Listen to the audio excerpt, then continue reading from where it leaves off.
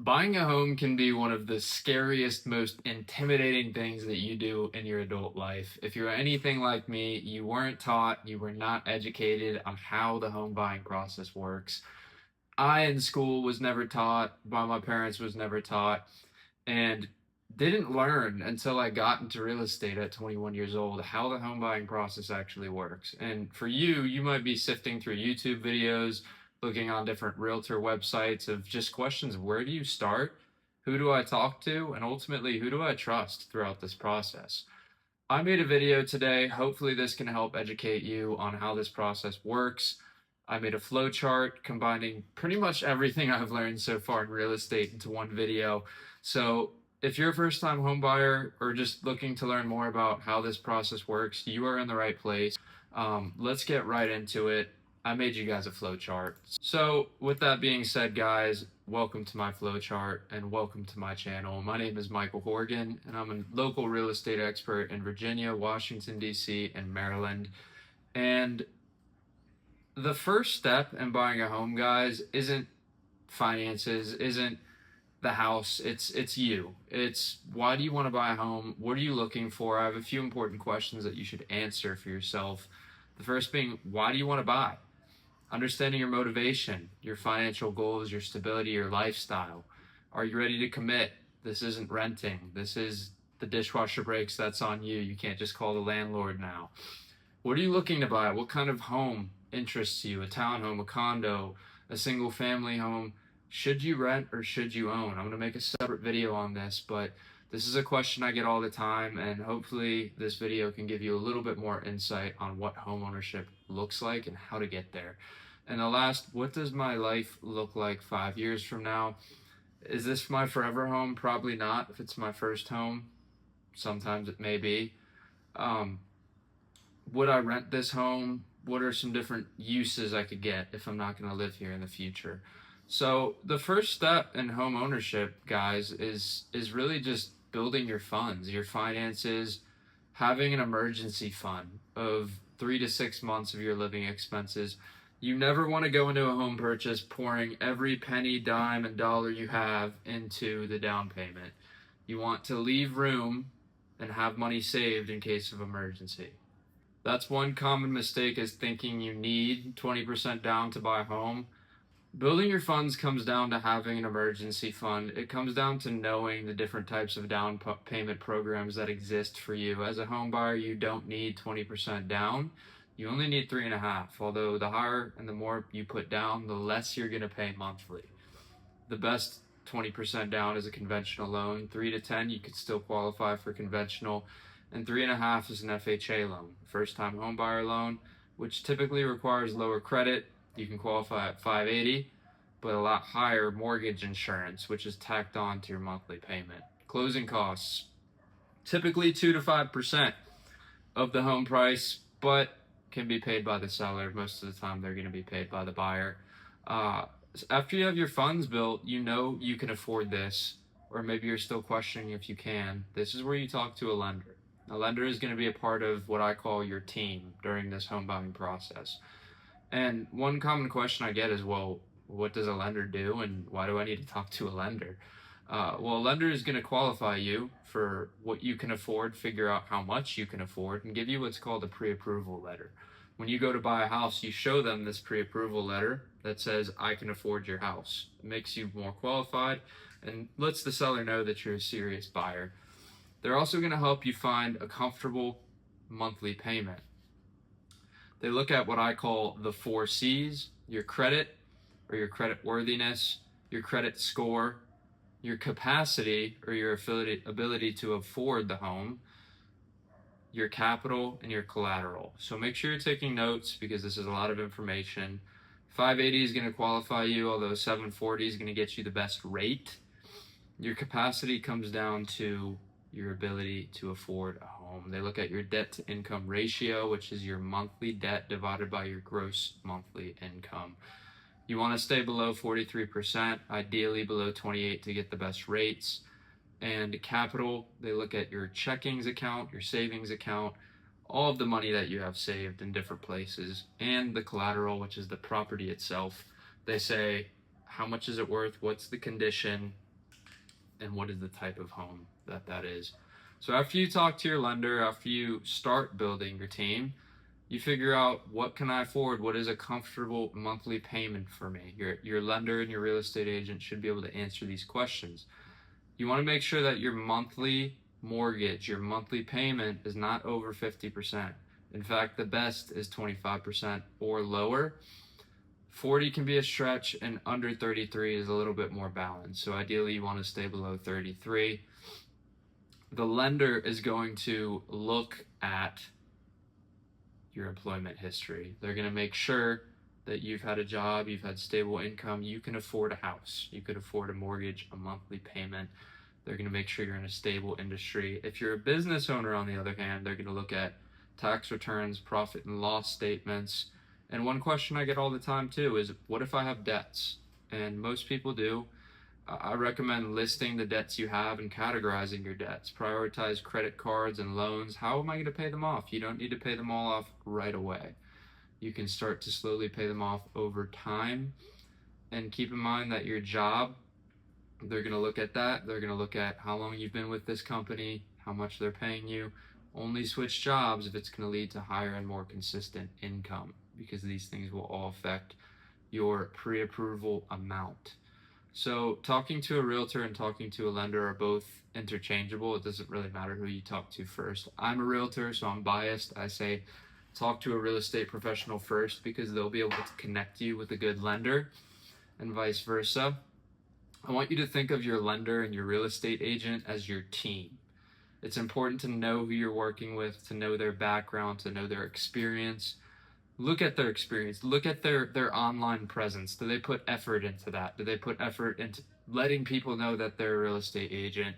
Ask them questions. There are no stupid questions in real estate. How long have you been in the business? What is your approach to finding homes in a competitive market? How will you communicate? The biggest thing in real estate when hiring a lender, when hiring a real estate agent, is communication. How are you going to communicate with me? Is that going to be through calls, through texts, through emails, through Telegram, or through typewriter?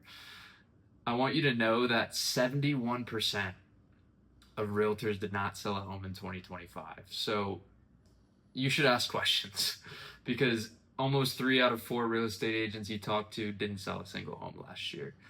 Your realtor and lender are your support system. They should be there to present strategies and ideas and to guide you, to not pressure you into a sale. Unfortunately, for a lot of people, this business is just commissions and that's it. So make sure you're not just a commission. Make sure you have a relationship built and you trust who you're working with. Your agent should be responsive, experienced, and understanding of what you're looking to do, while your lender should offer competitive rates, clear terms, and great service and communication. One question I also get all the time is, Michael, how are lenders and realtors paid? Do I have to pay them when I buy a house? And the answer is yes and no. I'll explain. Realtors are typically paid by sellers, so 99% of the time you don't have to worry about that. I would recommend asking your real estate agent more specifics on how they work. Real estate agents can charge whatever they want. I typically get paid by the seller 99% of the time. In fact, 100% of the time so far in my real estate career. Although everyone does things differently, a lot of buyers think they have to pay real estate agents. And when you sell a home, you do. When you buy a home, you usually don't. Again, talk to your real estate agent and figure out how they work, but the commission is usually already built into the deal and paid at closing. Lenders, on the other hand, you do technically pay at closing. They charge you through interest, through loan fees, and through optional discount points. So it's important to talk to a few lenders to figure out who's going to give you the best rate and the best service. These are all going to be a part of closing costs. Keep in mind, you can get the seller to pay for them, but most of the time they're paid by the buyer. So this is your team, the lender, the realtor, they're your team. And how you solidify that is your realtor will show you a form which is called a BBA, buyer broker agreement, and this just confirms that they are helping you find a house. This doesn't say that you're required to buy a house, but it says if you do buy a house, it will be through whatever realtor you signed that contract with. It establishes representation, outlines the agent responsibilities, and clarifies how commission is handled. So you have your team now. It's time to get to house hunting. And this is where you want to develop a game plan. This is where working with an experienced agent really comes in handy, as they help you figure out what you're looking to accomplish and how they're going to help you make that happen. So defining a criteria, a list of must-haves. Where are you looking to be location-wise? Is there a certain school district, a certain neighborhood, a certain type of home? Are you looking for a condo? Are you looking for a single family home? Are you looking for a townhome? Are you looking to build a home? You have a lot of options in real estate, and it's important to know who you're working with, to know how they're going to help you make this happen. Create a list of must-haves versus wants or nice-to-haves.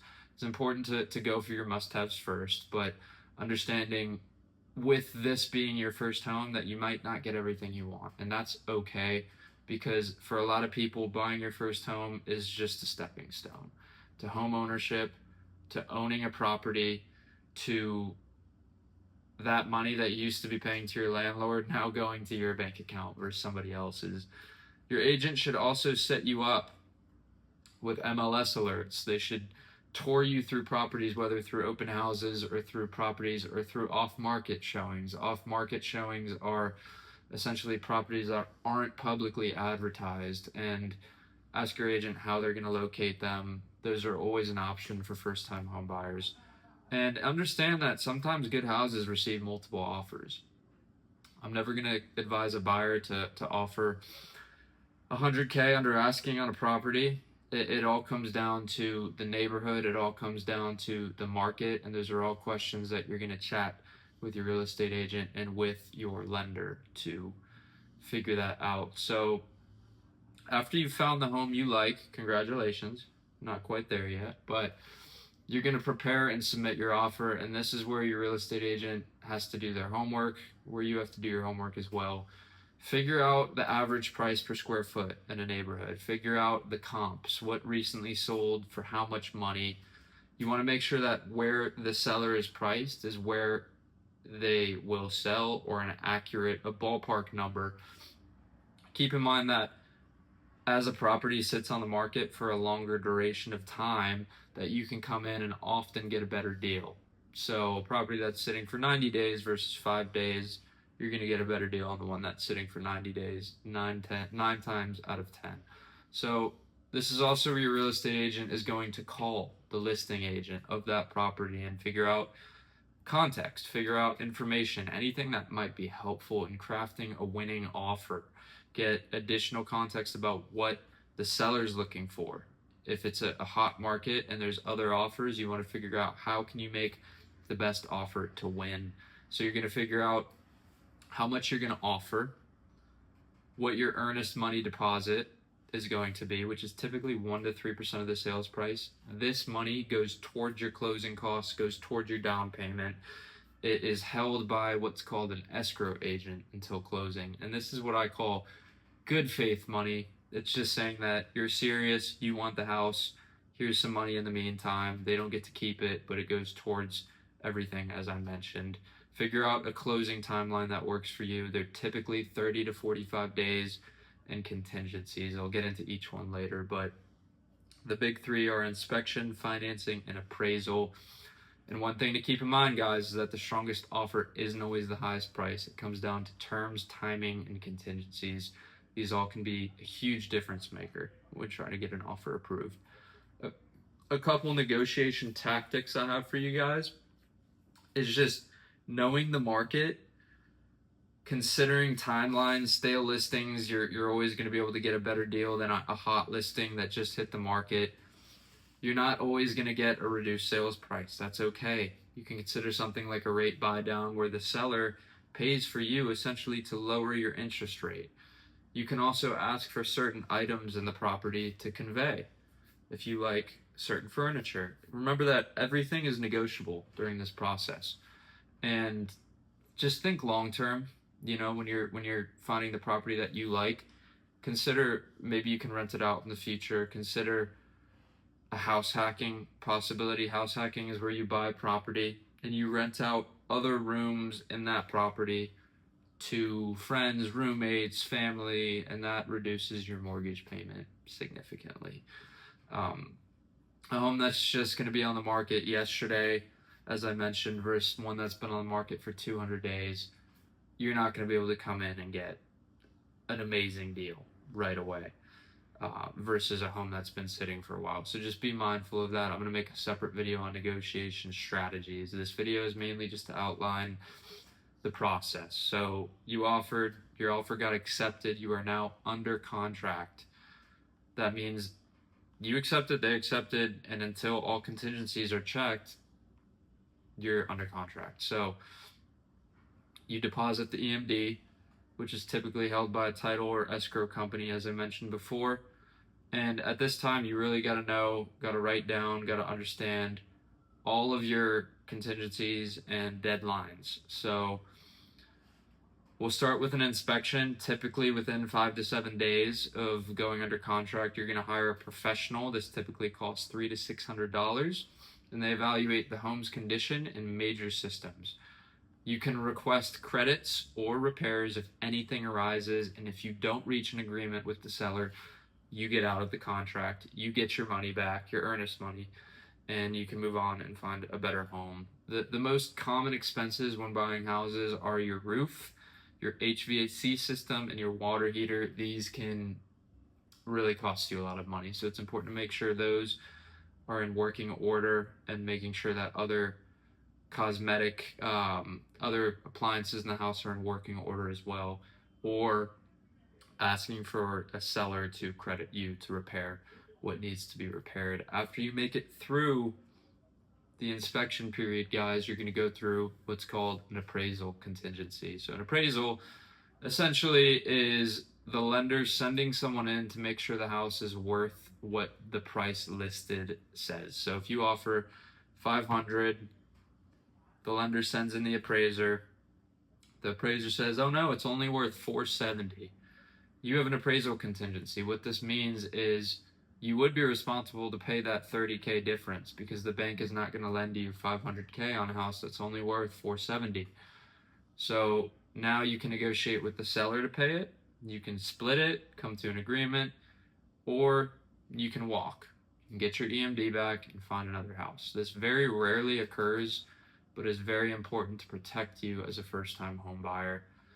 And lastly, your loan approval or financing contingency is going to be usually a 2 to 3 week window, can sometimes be more, where you have a contingency here, you checked it, you played your cards right, you're going to be safe.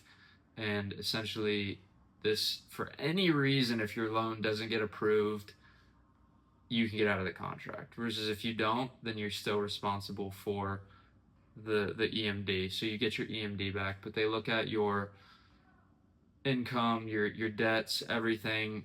Don't open new credit cards, don't buy anything substantial, don't change jobs during this time, otherwise you might not get approved, and that's going to affect you. So let's just go ahead and assume that inspection goes well, the house appraised, congratulations, and your loan gets approved. You're almost there. You have now final walkthrough, which is usually within a couple of days of closing, typically within 7 days of closing, a 7-day window. And you walk through the property to make sure that when you offered originally, the house is in the same condition. So let's say I offered 30 days ago, my final walkthrough was today, and the house was just trashed. I can get out of it, I can request money, or I can request them to fix it and extend closing. So you have options. This is important. Attend final walkthrough, have your real estate agent be there. If anything doesn't look the way it was when you originally offered, you have grounds to negotiate, you have grounds to escape the contract. So be there, don't miss that. That's essentially your last chance to negotiate. And then you have closing. You close on your home, the house is yours. You go to what is called a title company or a closing company, and you are going to sign off on the documents. You're going to have the title transferred into your name, and the house is going to become yours. Your earnest money and your down payment, your closing costs are all going to be wired to the title company and then to the seller. You receive the keys. Congratulations, you're a homeowner. Your first mortgage payment typically isn't due for about 1 to 2 months after it's not due, the first month right away. If I close on the 20th, I don't have to pay my mortgage on the 30th. It'll be the following month. So you have a good little window there to not pay whatever your mortgage is going to be. This process can be quick and easy, can be seamless, can also be a headache. It can be hard, it can be challenging, it can be 5 offers before you get the house you like. It could be 30 showings before you get the house you like. Ideally, it's not that many. I'd be a little concerned about your real estate professional if it took 30 showings to get you a home. I'd say typically anywhere from 5 to 10, depending on the market you're in, typically is what I've seen to get a buyer a good house. And just be patient. I think knowing your why and being patient are probably the 2 biggest things, because as I mentioned, if you go into this with no why, with assuming everything's going to be a breeze, that Mike Tyson saying, everyone has a plan until they get punched in the mouth, and that's very possible in real estate. I've been in situations before where I've offered on properties, I haven't gotten them right away. It's taken 2 to 3 times, and sometimes it can be you get the first one you offer on, sometimes it can be a couple weeks, and sometimes it can be a couple months. So be patient, stick through it. This can be as quick or slow as you want it to. Don't let anyone rush you into buying a home. This is a big financial decision. Your lender, your realtor are there to support you, not to pressure you. So keep that in mind. Home buying starts long before you ever buy a home. It starts with how you pay your bills. If you pay your bills on time, your credit score. It comes down to financial literacy. It comes down to lifestyle. It comes down to a lot of different factors. So make sure you're avoiding debt now. Make sure you're paying off debt now. You're maintaining your credit now, and buying a home will be much easier in the future. I really hope this video was insightful. I know when I started the home buying journey, I was completely lost and had no idea how anything worked. I will be making more videos on this topic.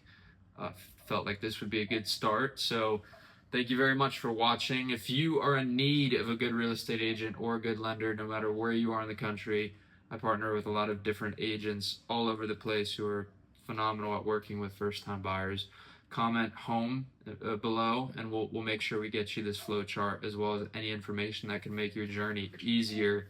And whether you're buying a home today or in 10 years, make sure you're going into it informed and have the knowledge to make the best decision possible for you, for your family, for whoever it is in your circle. And thanks again for watching, and until next time.